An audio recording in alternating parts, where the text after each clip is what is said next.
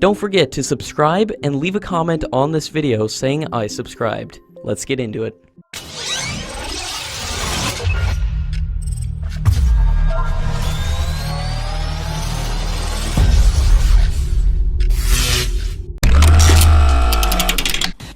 According to latest media reports, Hindustan Aeronautics has now decided to open a third manufacturing line of the Tejas light combat aircraft. The chairman and managing director of Hindustan Aeronautics has said that the operation of the third production line depends on getting the orders for 83 Tejas aircraft, which is cleared by the Defence Acquisition Committee, but is currently stuck with the Cost Committee, which feels that the cost quoted by Hindustan Aeronautics is higher. He also added that the cost of the initial operational clearance configuration cannot be compared with final operational clearance configuration, as it has added a lot of new equipment.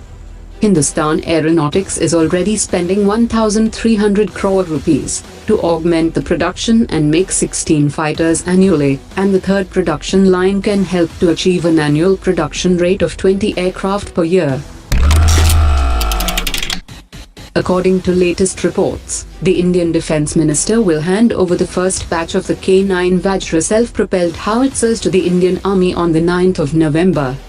The K-9 Vajra is a 155 mm 52 caliber tracked howitzer and a variant of the highly successful K-9 Thunder, which has been modified as per India's specific conditions.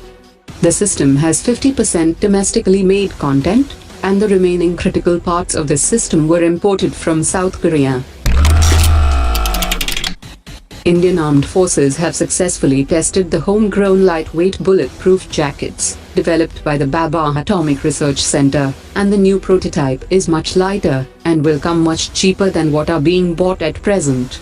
In April 2018, India's Defence Ministry signed a contract with the private firm SMPP Private Limited for the supply of 186,000 jackets for the Army in the next 3 years.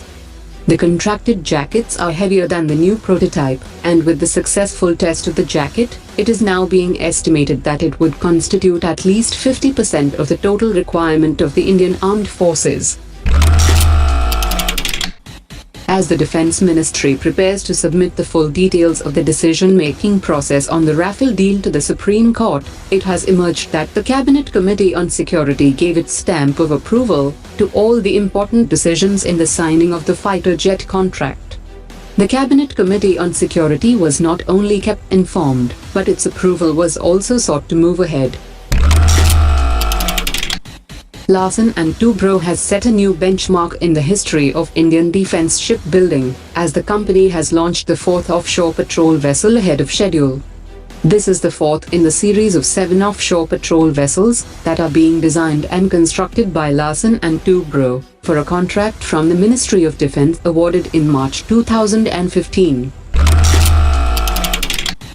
According to latest reports, the Indian Navy has inducted a submarine rescue system with a deep submergence rescue vessel, along with its associated equipment.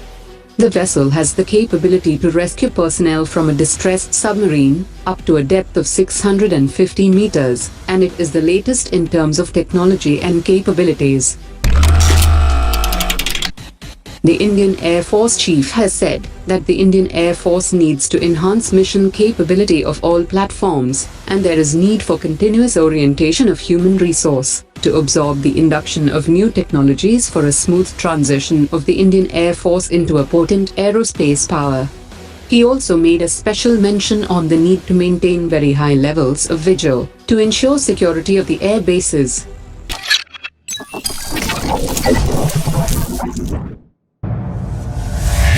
Omar dropped it.